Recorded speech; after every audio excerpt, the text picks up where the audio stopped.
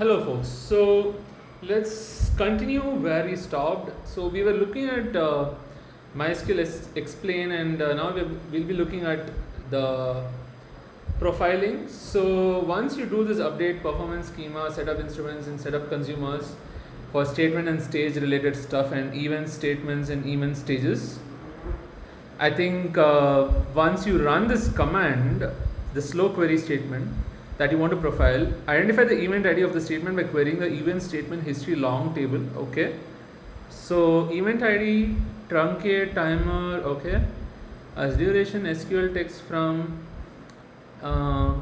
SQL text from performance unit, where SQL text like eagle mtn, and query the event stages history long table to retrieve the statements stage events. Stages are linked to statements using the event nesting. Okay, so events statements, and then the next thing is events stages history long table. Okay, retrieve the statements stage events. Stages are linked to statements using the event nesting.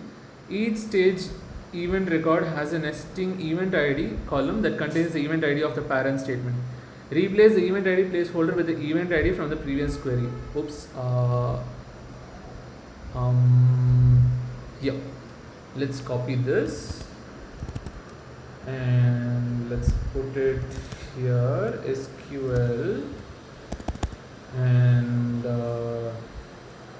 let's put the event ID properly over here. So the event ID in this case is actually 522, right? And we get an empty set. Interesting.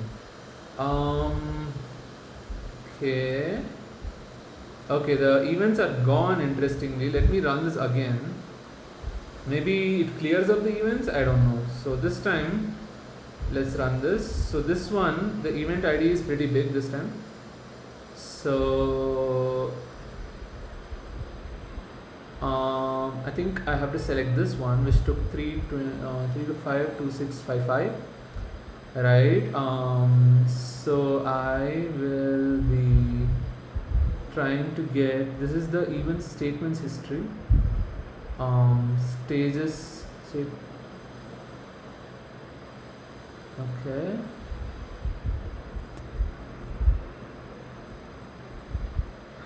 event name. So event ID, I'll say 325 2655.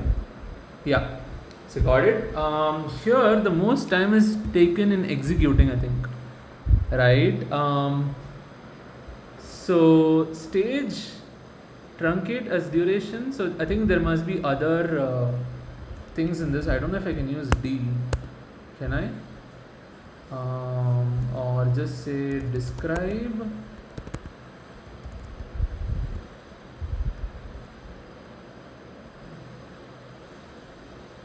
So describe table. Let me use performance schema this. Cool. So interesting. It says possible keys null. Describe table, show table. Okay. MySQL table schema. View MySQL table schema.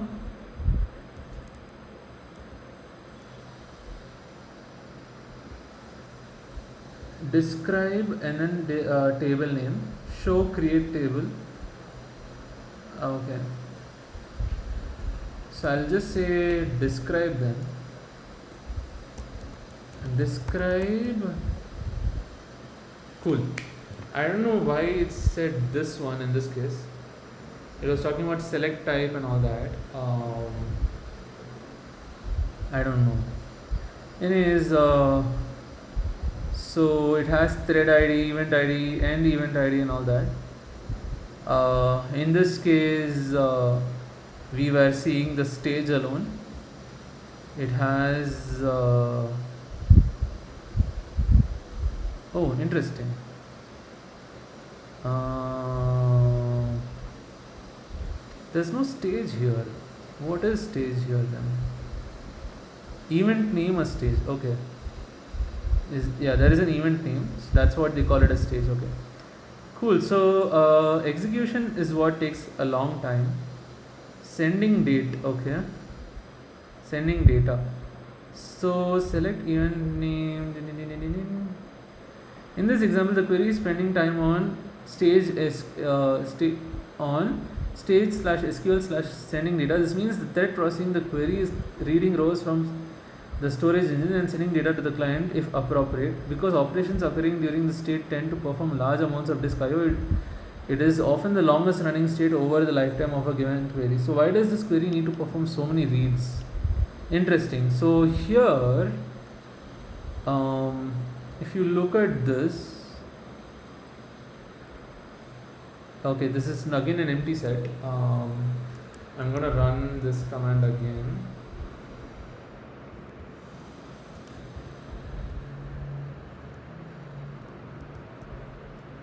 And then run this command, and I'll just take this up 650, right, and then put it here 650 2211. Cool. So execution state only takes up a lot of time in this case. Sending data is not a lot. As you can see here, only executing takes up a lot of time. There's no sending data over here actually. Yeah, there's no data and whatnot mentioned here. Cool. So refresh performance schema counters. The setup actors table can be used to limit the collection of historical events by host, user or account to reduce runtime overhead and the amount of data collected in history tables. If you want refresh counters, you can truncate and start the collection again like below. So you can truncate the whole table and you can start again. Cool. So review the available indexes or indices. So indexes in general help queries to improve the read performance, and so it's imperative to find out the presence of indexes of the given schema in question. The use of indexes to assist with large blocks of tables, data may have considerable impact on reducing MySQL query execution and thus overall processing overhead. Without indexes, the MySQL engine must search the table from start to end in an operation called a scan. So it's a full table scan. So this may have little impact when working with small tables, but may dramatically affect processing time for larger tables. You can check the presence of indexes on a table using one of the methods below. Before that, I didn't do show profile. So this is an older version, deprecated thing. Show profile and show profiles. Let me try that out though. I just want to see what it is all about. So comments display profiling information that indicates resource usage for comment statements executed during the course of the current session. Even though the same information can be obtained using MySQL's performance schema, this tool is widely used due to the simplicity of operating it. However, these commands are deprecated and will be removed in a future version of MySQL. So if you run this and then say show profiles for query, show profiles and show profile for query 1, set profiling is equal to 0. To profile any of the slow queries identified above, below is the process for queries 4, Q4. Okay. And yep, so it ran this, it took 2 seconds. Show profiles, empty set, show profile, one warning. Okay, that is weird. It didn't show up. When I did show profiles, it didn't show up. Interesting. It said one warning. I don't know what that is. Let me run this first.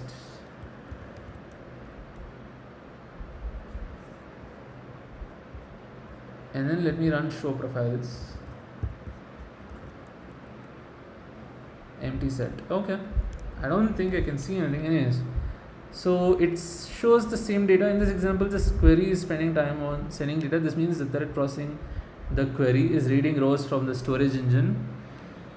So and sending data to the client if appropriate. Because operations occurring during the state tend to perform large amounts of disk I/O, It is often the longest running state over the lifetime of a given query. So why does this query need to perform so many reads? Okay, so we're going to see show table create. So weather, right? I wonder why this /g. Okay, so basically it just removed it made it easier, I guess. Is there a /x? Okay, anyways, in PostgreSQL you have a display, vertical display and whatnot. Anyways, so we'll get rid of that and that and that.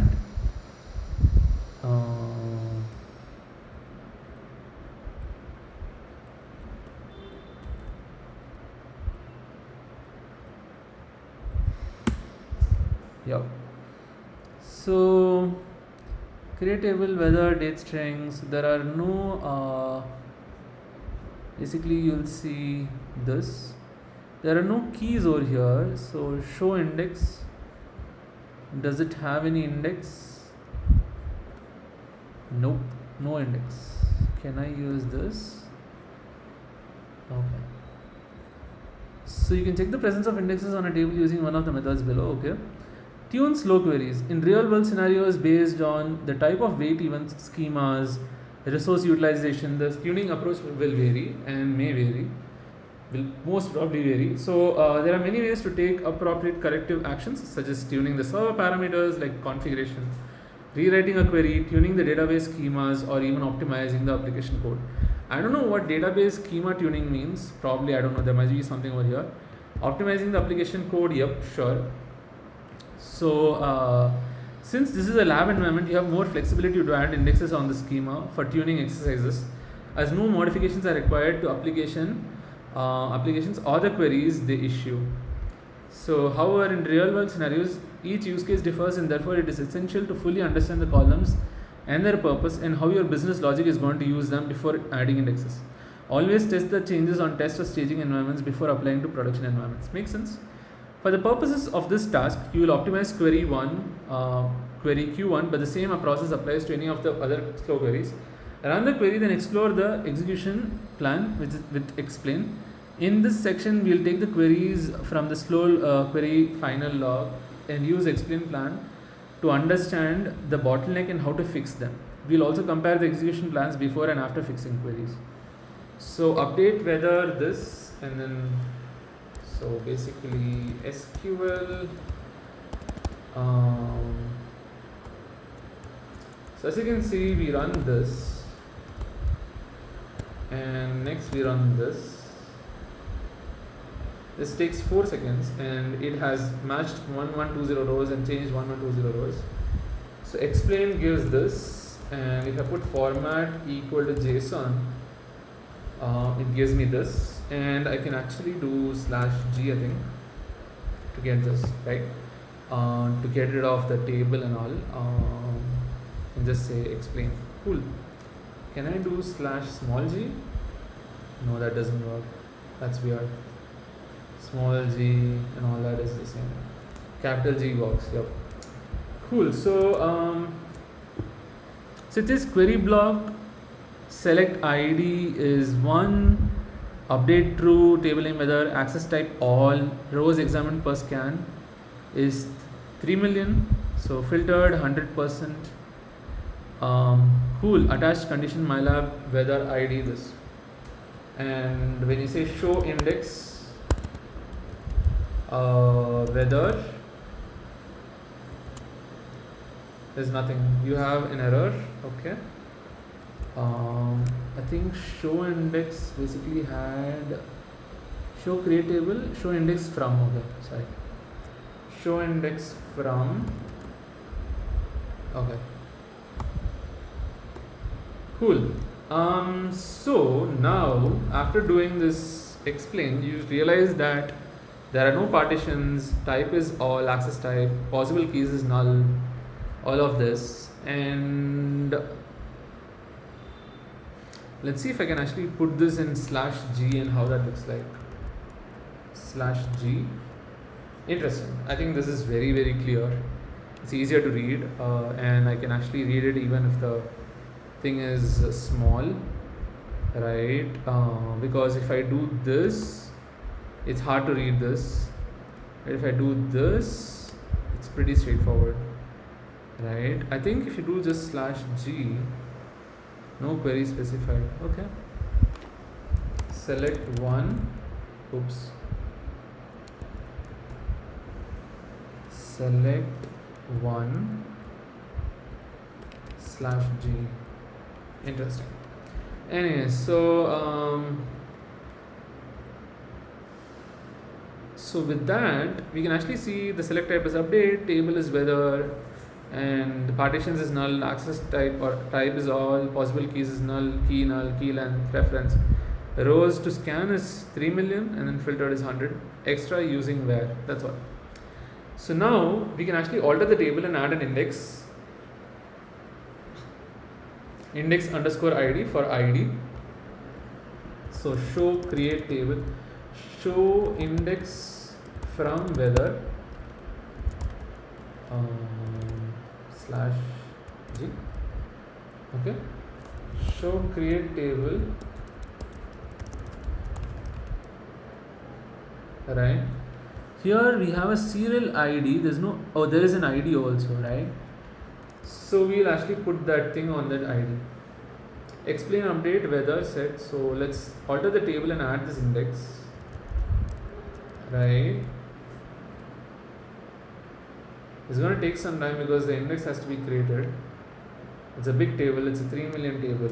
So it's going to take some 6 seconds. It took 9 seconds for us.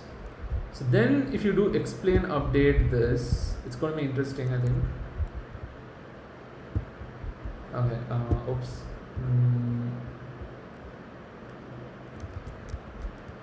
Okay. Cool. This, if I can just use a /g. So it is update, the type is range, and the possible keys we have, key length is 13. So 3, 6, 7, 9, 11, okay. As rows, it had to look at only 1120 rows, filtered 100% using where. So this is a different kind of thing, right? It's way better now. And if you can actually explain using format equal to JSON, this is pretty cool. So if I can actually do this will show with table, but I want this.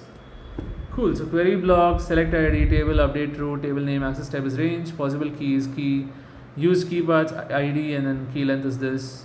Rows examined per scan is 1120. So pretty cool, right? So now if you actually run this command, this shouldn't take much time. It took like 0.02 seconds, right?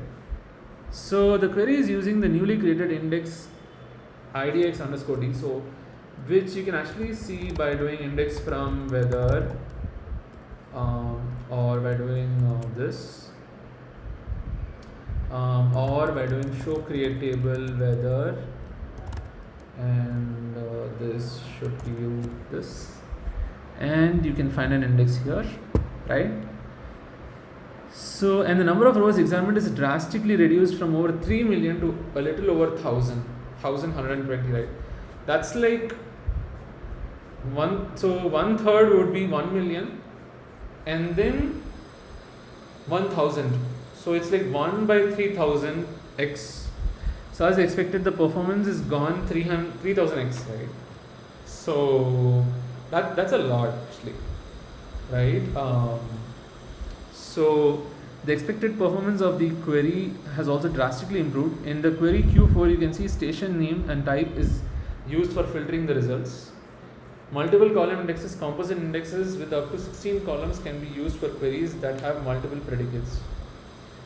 Okay, so indexes are evaluated from left to right, and Aurora MySQL and any other MySQL based engine will only select one index to use for each query execution stage.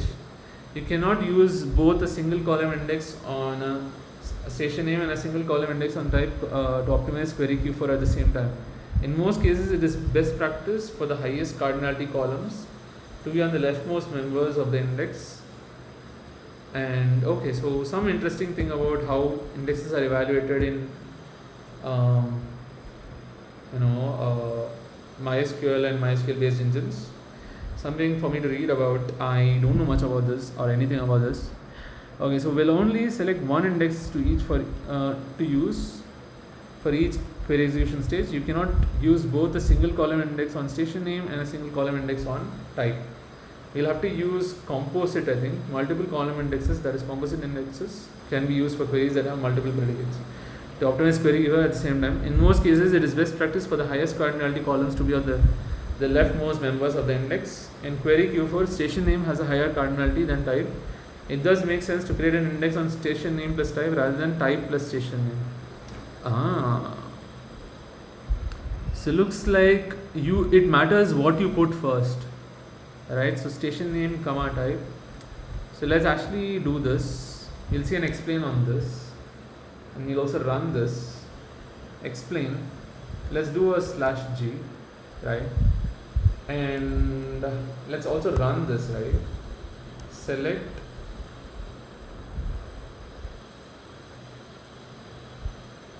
right, so that takes some amount of time. So it takes some 3 seconds. And now if you put an index saying this, so alter table,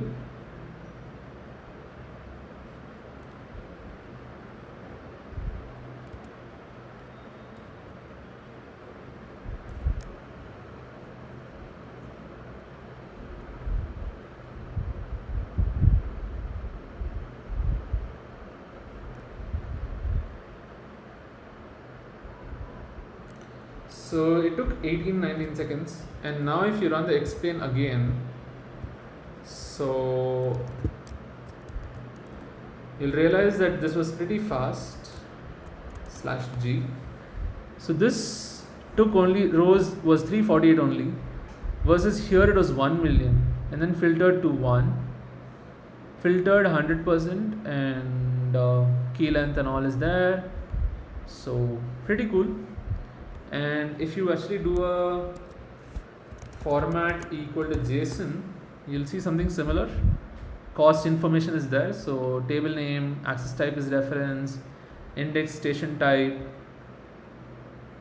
so station name and type basically, station name, type, key length, and then reference constant, and then 348 rows examined, rows produced per join 348, filtered, cost information, read cost, evaluation cost, prefix cost, data read per join, and the use columns. Okay, I don't know what these warnings are. Need to check out.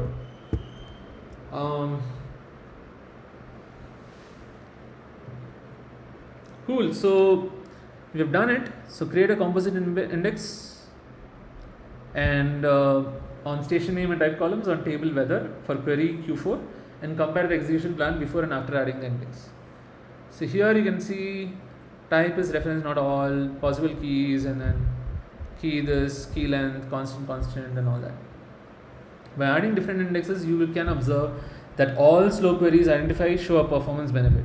You can now also revisit the query profiles to see that the added indexes have changed the execution profile timings as well. Follow the same steps as in task 3. Profile a query in Aurora MySQL above to generate the query profiles. In both cases, the query spends less processing time in stage SQL sending data stage compared to the earlier profiles, as it is accessing less rows. Let's look at that, right? Like, for example, let's look at this one. Now we have this. Let's look at this. Okay. So this one took 0 seconds. Explain, no, not this one. Explain. I think this is the one that we are looking for, because everything else is long basically. How about I do this?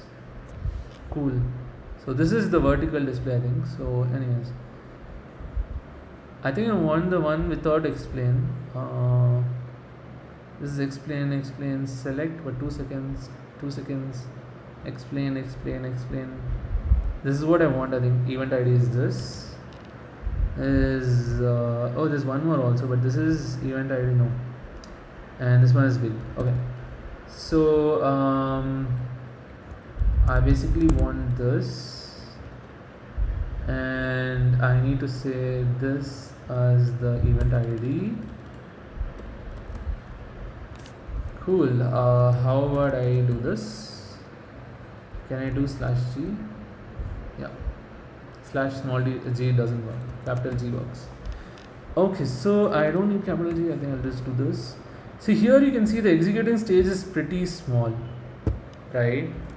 So that's pretty cool. Oh wow, a lot of my data went off.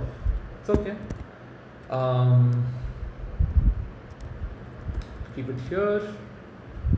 So basically executing state and all was coming up before, but it's okay. It's okay. And so executing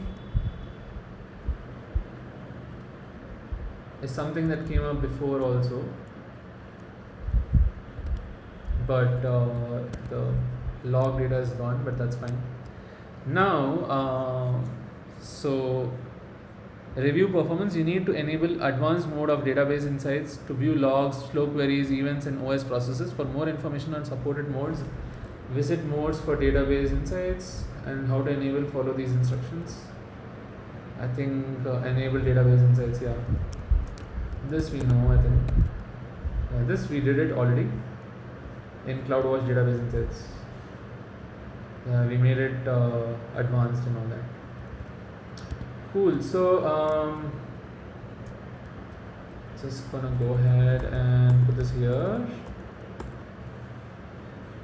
and then after adding the indices, you should rerun the workload in the previous lab and compare the performance of the workload before and after. Before starting the workload, truncate the performance schema tables to have fresh counters. This will simplify the comparison. First, exit out of the MySQL client if you're still connected using. Please run the following command to generate a sample workload. So replacing the cluster endpoint placeholder with the thing. So with the cluster endpoint of your database cluster. So copy this. The script took 4 to 5 minutes to complete. It now completes in less than 1 minute. Cool.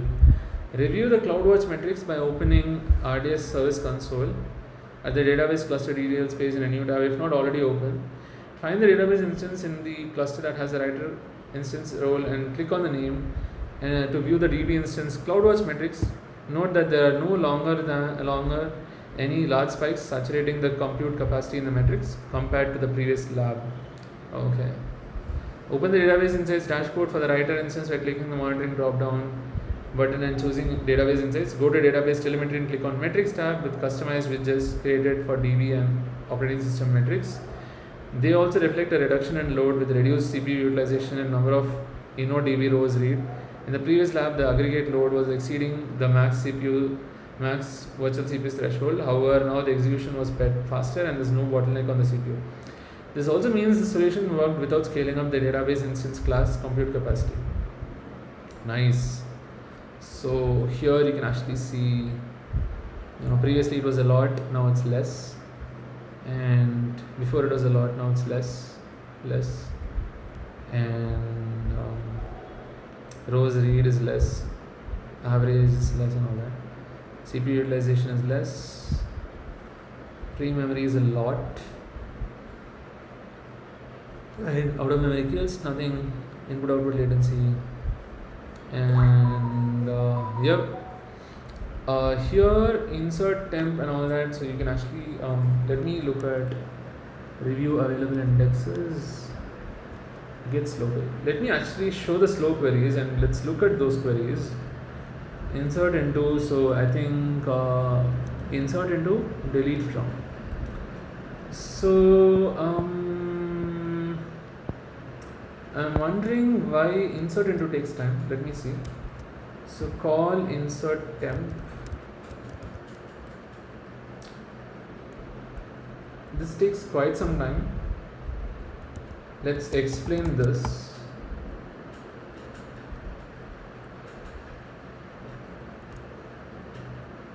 Okay, looks like I can't explain these.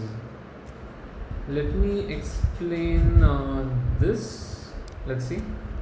Explain this.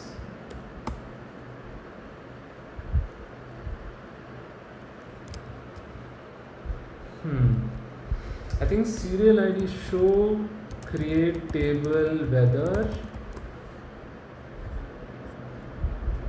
/g. So station ID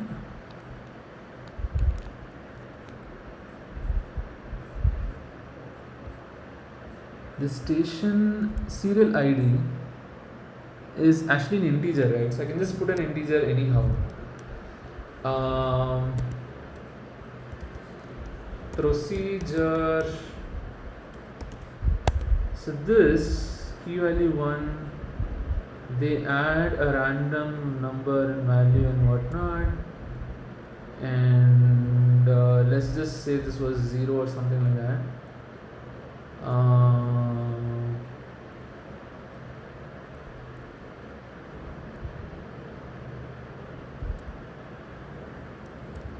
I think this is a popular value, huh?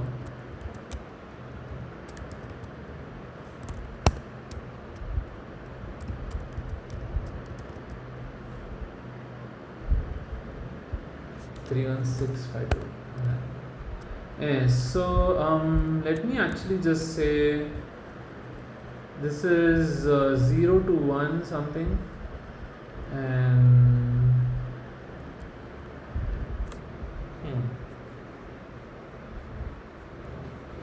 into this, so this will be less than some 0 to 3.2 million. So it can be any value between that and this.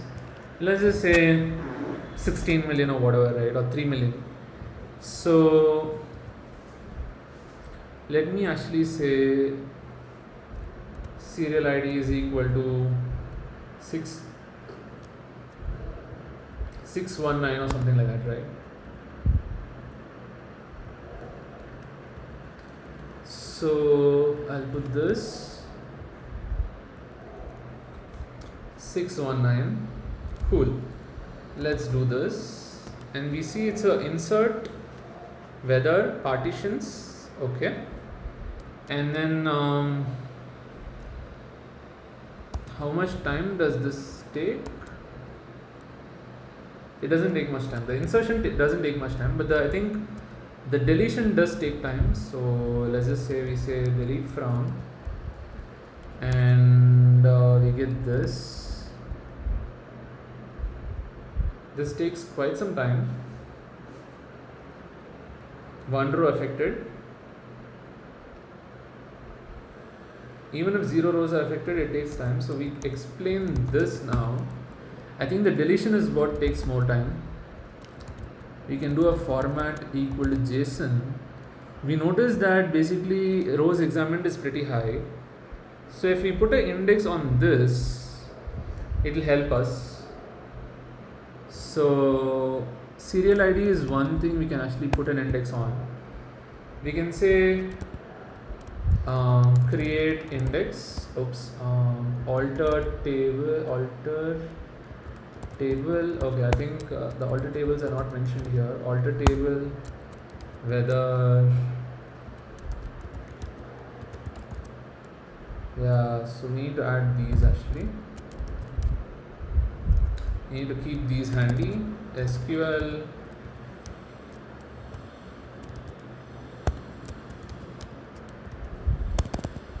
so now I'm going to actually add one more index which says index serial ID,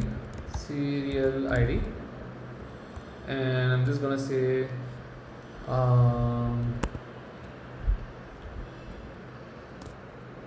serial ID.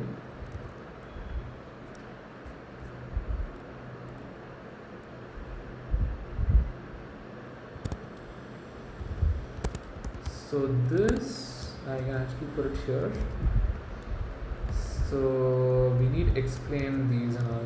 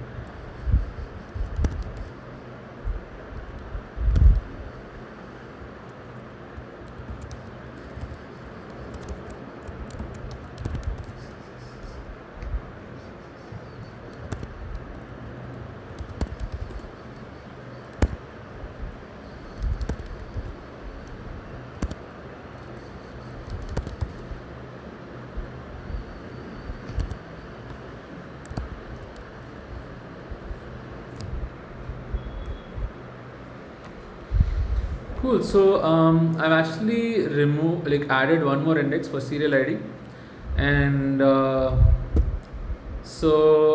we have this all cleared up because insert was not taking time, but delete was taking time. So I added an index for serial ID, and so now call insert temp shouldn't take much time. So you can actually see it's how fast it is, and let's see if this takes much time. Update also takes very less time. Delete also takes very less time. Station name, this also max temp. I think max temp and ID equal to, okay, I don't think we have put anything for max temperature. Let me see if this is fast or slow. I think this will be slow. Oh, this is fast actually. The value is an empty set. Okay.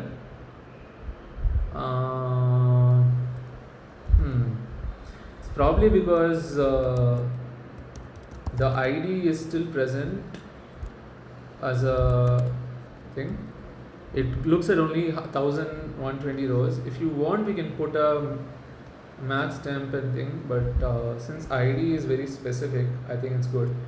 So now if you run the thing again, I think it should be pretty fast, right? This one we know it is pretty fast. So, yep. Cool. So explain and then /g. Yep. So show create table. I want to see max temp. It's a decimal. I can add an index, but I need to understand what it means, because this is actually a range thing. Here these are actually specific. ID, serial ID equals, this is also equals, this is also equals, and this is also equals. For this, I need to check out so what kind of index to add and all that. So is now things should be fine, I think. So review the performance. So maybe I'll just run this whole thing again. Perf.py. I think this is what we wanted.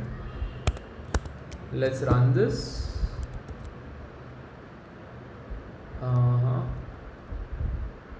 That was pretty fast. Can you see how fast that was?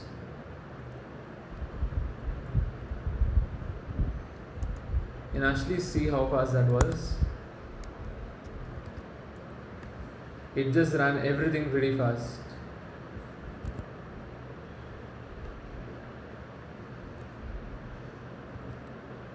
You can actually see how fast it went on.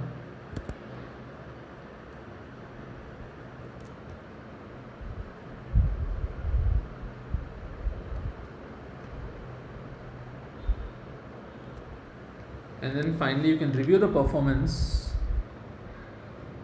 So I'll close this up and we can look at the metrics, top SQL commands and how much time it took and all that. So slow SQL queries.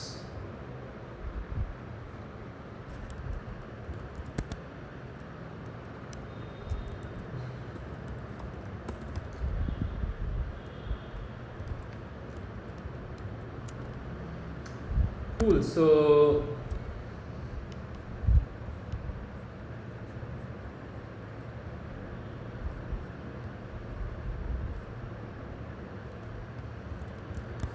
yes, so I think you'll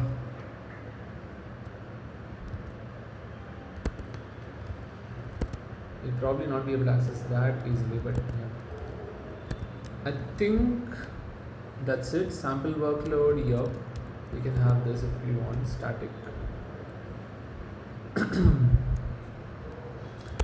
Cool. So now I'm gonna actually go ahead and look at the database telemetry, slow queries. Okay. So next, an optional diagnose issues using the MySQL performance schema. We'll come back to this. Let's see if this is run. No, this is not completed yet. It's okay. Let's let that run. Let's move on and look at this. MySQL performance schema is an advanced MySQL diagnostic tool for monitoring MySQL servers. Okay. The performance schema is disabled by default, as enabling it will consume additional CPU and memory capacity. However, when Amazon RDS Performance Insights is enabled, the performance schema is required to capture the granular performance metrics needed.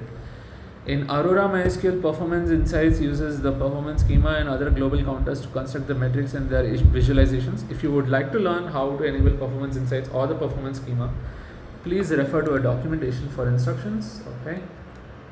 So we have that ready. Yeah. Performance schema feature works by counting and timing server events, collecting and storing them in memory, and exposing the resulting metrics through a collection of tables in the performance schema database. Performance schema tables are kept in memory and their contents will be lost in the event of server reboot. Okay, so it's in memory, it's not on the disk, so it's not on the storage. So before every load, to get fresh counters, you can consider truncating the performance schema tables that you want to query. You can use the following queries on performance schema tables to diagnose the workload issues. Top 5 events, okay. Top 5 weight events, okay. Let's check that out. I think I'll probably do a split terminal here and have this pretty small. Oops, I should use MySQL over here.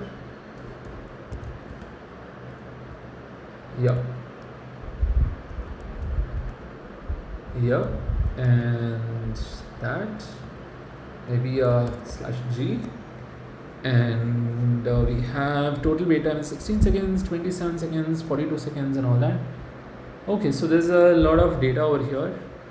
So top 5 statements ordered by total execution time. Okay.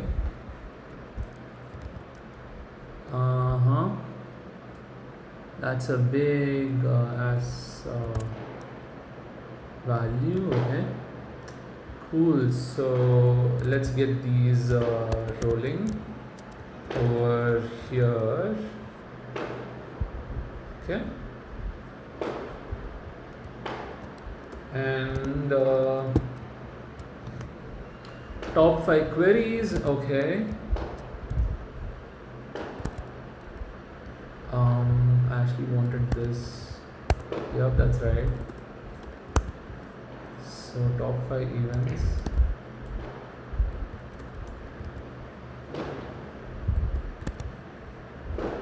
So this,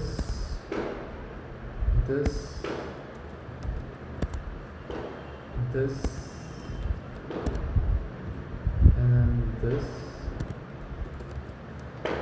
Cool. So statements. So this I want to put /g then, and this I want to put /g again. So top 5 queries order by total execution time. Oh, that's a very big as SQL statement. I'm going to get through these statements later and understand what they mean. So top 5 queries, statements, weight events, queries performing full table scans, and then finally queries which temporary tables spilled to disk.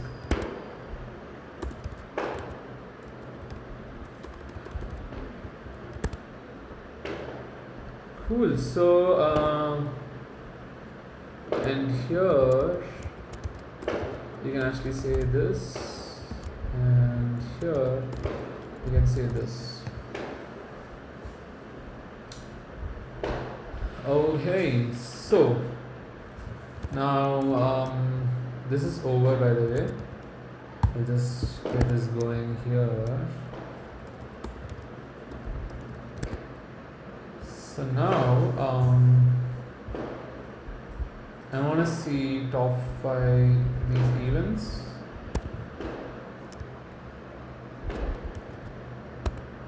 Top 5 weight events. Maybe I'll put it like this.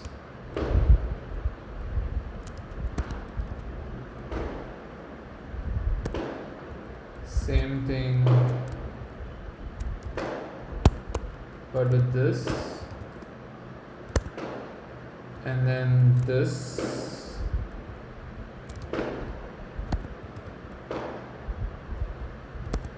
but this time with this,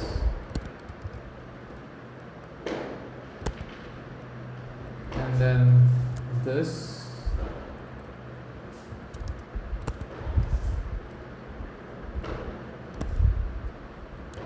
this time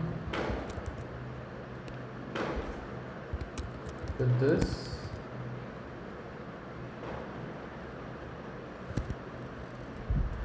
and then this,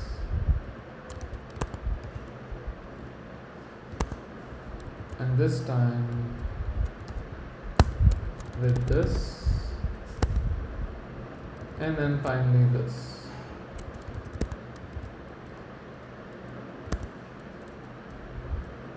And this time with this. Finally get all of them and put them here, dump them here. So now we have 1, 2, 3, 4 and 5. Cool. So basically we're looking at queries. So we're looking at top 5 weight events, statements ordered by total execution time, queries or statements ordered by total execution time. What's the difference between queries and statements? I need to check that out. Top 5 queries performing full table scans. Top 5 queries for which temporary tables spilled through disk. To learn more about statement digest aggregation rules, please refer to this. Okay. I will check it out here. Okay. Cool. So next thing is to review the workload at any given point in time. At a given point in time, you can review the process list to see active sessions, including their current state. Okay. Can I see this with G? Yep.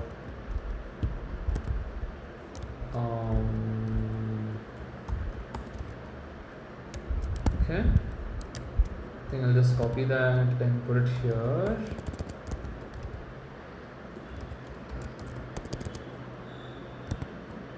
Does it accept format?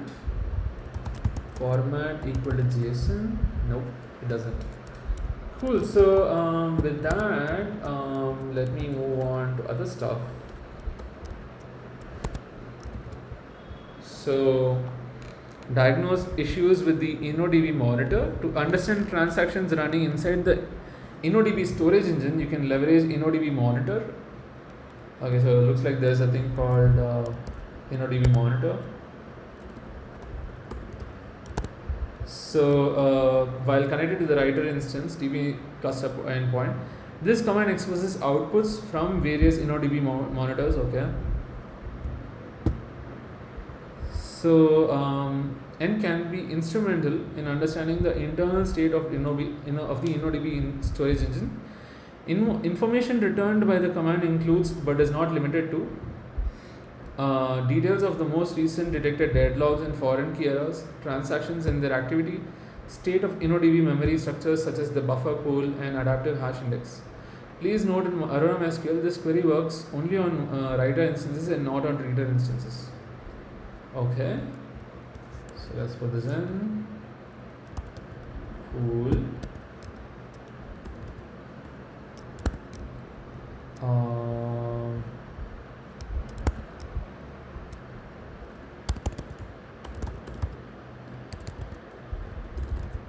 I guess this will also give something.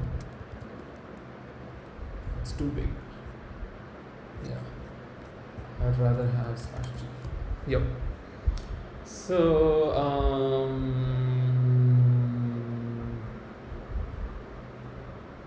so it has only one row. Type InnoDB. InnoDB monitor output per second averages calculated from the last 6 seconds. Background thread, semaphores, so logs, I'm guessing, transactions, and then list of transactions for each session, and then file input output, and then insert buffer and adaptive hash index, buffer pool and memory, individual buffer pool info, lot of stuff. Row operations, end of InnoDB monitor. Cool. So I'm just gonna put that here. So we have that. The output can be quite long, but will look similar to the examples below. Okay, yeah. So they have semaphores, background thread, transactions, file input output.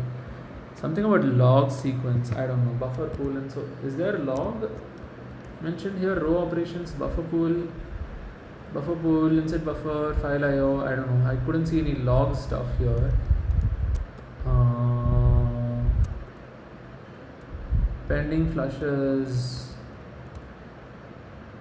Yeah, nothing related to logs. It does have some reference to logs, but yeah. Anyways, there's something called log sequence number and all, log flushed up to and all that. That's not there here. Yep. The following sections and data points are included in the output. Okay. So this is mariadb.com. And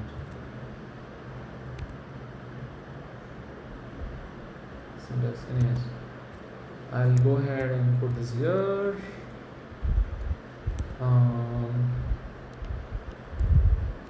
So semaphores, threads waiting for a semaphore, and stats, that is statistics on how the number of times threads have needed a spin or a wait on a mutex or a read write, that is RW lock semaphore. If this number of threads is large, there may be input output or contention issues, reducing the size of the InnoDB thread concurrency system. Okay, let me just copy that out. That is very interesting information.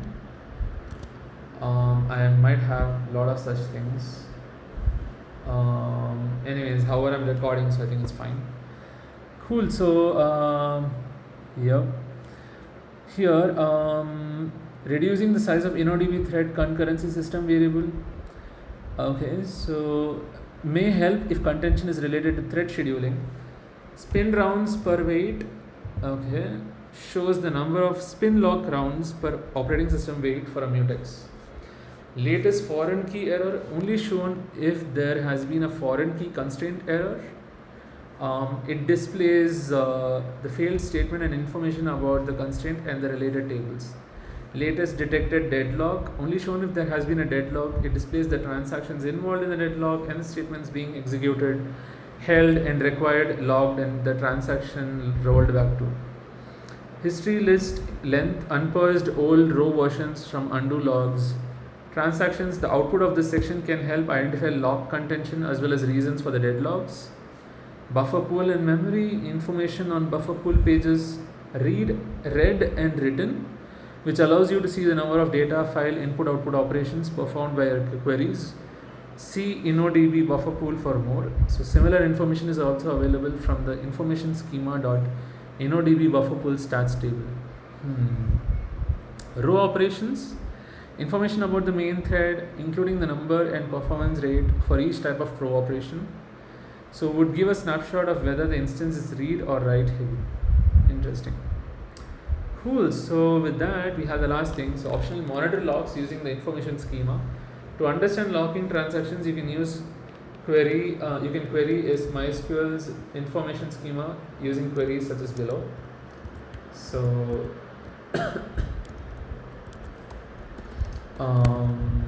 this. So we're going to be copying that and putting here. Oops, not that. Here. Log weights, unknown table. Wow, interesting. So it's an unknown table.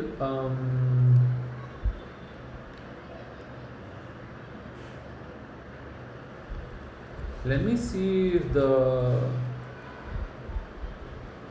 show database information schema or show schemas. There is information schema. Show tables in information schema.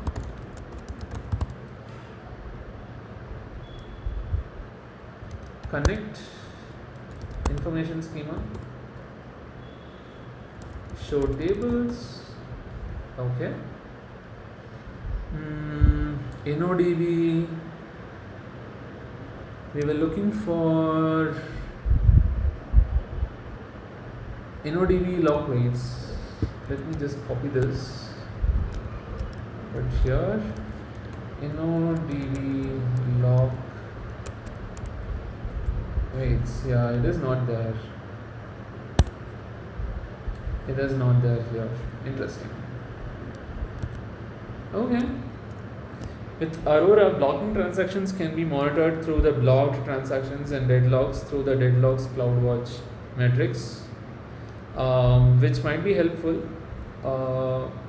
You can also enable the parameter InnoDB print all deadlocks to have all deadlocks in InnoDB recorded in the error log.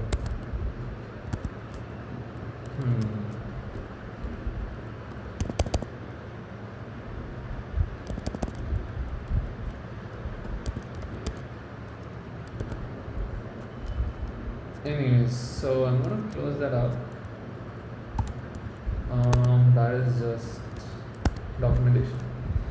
Cool. So with that, in this lab, we've used MySQL's explain plan and profiling features to analyze slow queries, tuned the schema design by adding indexes or indices to improve the performance without rewriting queries. Optionally used the MySQL process list, InnoDB monitor, information schema and performance schema tables to understand database engine activity. Cool. So that's all for this one. I will probably stop here and then do other videos separately. I think there shouldn't be much hereafter, or there might be actually. This global database seems big, everything else seems small. Let's see, let's hope this is done fast, because I want to finish this because there's a lot and I don't want to miss it this time again, and I have 18 hours and I'm going to try to ensure that I use them very well. So for this video, that's all I had. I'll see you in the next one, where we go ahead and look at Graviton 2, which is ARM, I think, which is ARM architecture, versus x86 performance. So that's all I had for this video. I'll see you in the next one. Bye bye.